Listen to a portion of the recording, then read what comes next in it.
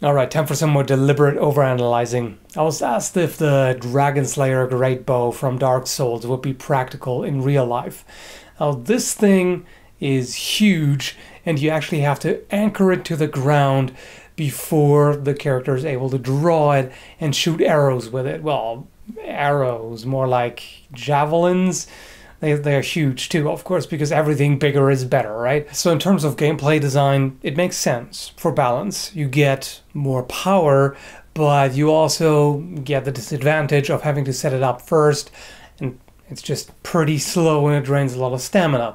And it's very impressive looking. You've got the visual effect of, well, shit just got real. Like, you can tell that this is an impressive machine.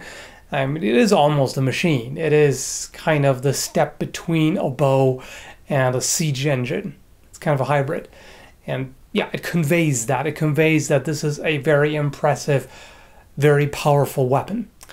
If you were to do that in real life, so you take a bow, and if you look at how it works, it's very basic, standard stuff. You know, there is a push involved with the offhand, because you need to keep this in place while you're drawing it. Equal force goes both directions. Not so much an active forward push, but you just have to hold against it so that you don't just draw the entire bow back and nothing happens. Very obvious. But for that you need mainly the back muscles. Now, you do have to engage the muscles in the arm that holds the bow. If everything is limp, then of course it's not going to happen. If everything is limp, then of course it's not going to happen. If you lock the forward arm, this is really mainly the bones that help you out there. So that arm is just straight, and the back muscles are really doing the main work here. Why am I pointing all this out, which you probably knew to begin with? Well, because the idea here seems to be that this design makes it easier to draw a heavier bow because it is fixed in place. Would that really help? Not really.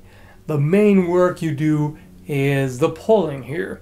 If this was fixed in place and I did not have to do anything with this arm, or not as much, yes, well, fine and good. It doesn't really help me draw this back. If this is too heavy for me to draw, then this being fixed just does not really help me exert any more force here. This is still going to be the same pull. The other issue is the way the Greatbow is fixed, or presumably fixed.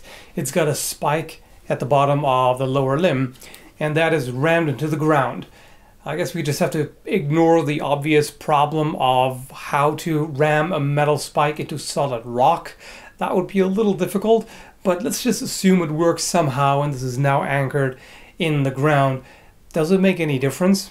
Well, everything that's happening is happening basically right above the hand with which you grip the bow. You know, this is where you have the arrow aligned.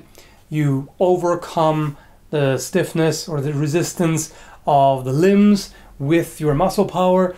Thereby you store kinetic energy, and when you release it, you release that energy. It's pushing the arrow forward and it flies into the target, hopefully. Message for you, son.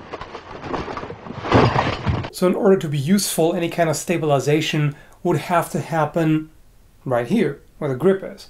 This is where I'm pulling. This wants to move, so this needs to be fixed somehow. If it's fixed here or there, what does it do? On a crossbow, the tiller is connected to the center of the prod and not either side. So you can actually apply force here and pull on it, and it'll stay in place. And not to mention that the limbs will also flex evenly that way. To be fair, there are asymmetrical bows like the Japanese Yumi, where the top limb is longer than the bottom one, so you don't grip it in the center of the bow, but lower. Either way, the push and pull is applied where the arrow is, and not at the limb. To illustrate, if I were to try to pull this rubber band here, so if I do it like this, it has a certain resistance.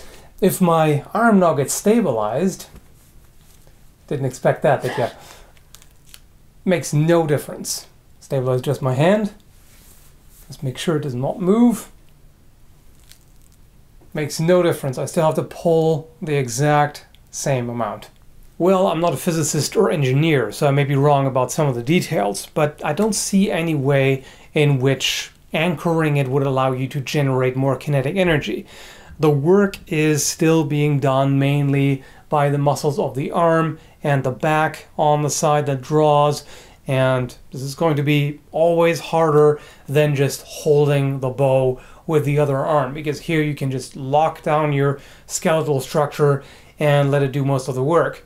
So you would need some sort of mechanical advantage that multiplies the force that you put into it, but that would have to be done differently. However, if it could somehow be anchored in the center and drawn with both arms, that would make a difference. Even if the anchoring did help, it would introduce another problem, aside from how to anchor it. If this is anchored firmly enough that it's not moving, then guess what? No aiming. No up and down movement, no tilting. This is solidly in the ground and it will not move. Because if it does shift around, if it's loose enough in the ground that it can shift, then what's the point of anchoring in the first place? So you wouldn't be able to change the angle at all. You could only shoot straight ahead, which is probably fine if you're just on a perfectly flat surface and your target is as well. But if there is complex terrain, your target may be higher or lower, or you may be elevated or lower, etc. That could cause some trouble. And one final detail that I'd like to point out in the design of the Greatbow has nothing to do with anchoring, but the shape of the bow, specifically the upper limb. The upper limb actually flares out, and that is really not a good idea in bow design. In fact, when you look at bows, they generally taper from the center to the limb. So that has to do with the flexibility of the limb, but also the weight of the limb. You want the limb to be as light as possible so that the kinetic energy that you put into it is not absorbed by the inertia of the limb. Because if it's a very heavy limb, then in order to get it moving, you need to put more energy into it. So then the limb absorbs energy that the arrow could use to propel itself. So it would make it heavier and thereby more awkward to wield without any benefit. In fact, it would make it less effective by reducing the velocity of the shot arrow. And finally, well, there is the obvious issue of size and weight in general. How do you even carry that? But then again, it doesn't matter. I would not want a realistic inventory in Dark Souls or any game, really. It would be a major pain in the buttocks.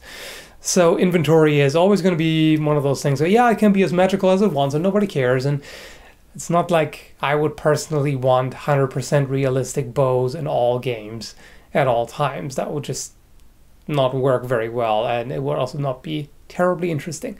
But hopefully you found the video interesting, or entertaining at least, amusing in some way. If you did, you can check out my Patreon page to support the channel, and thank you very much to all the patrons who did. Anyway, thanks for watching and have a good one, folks.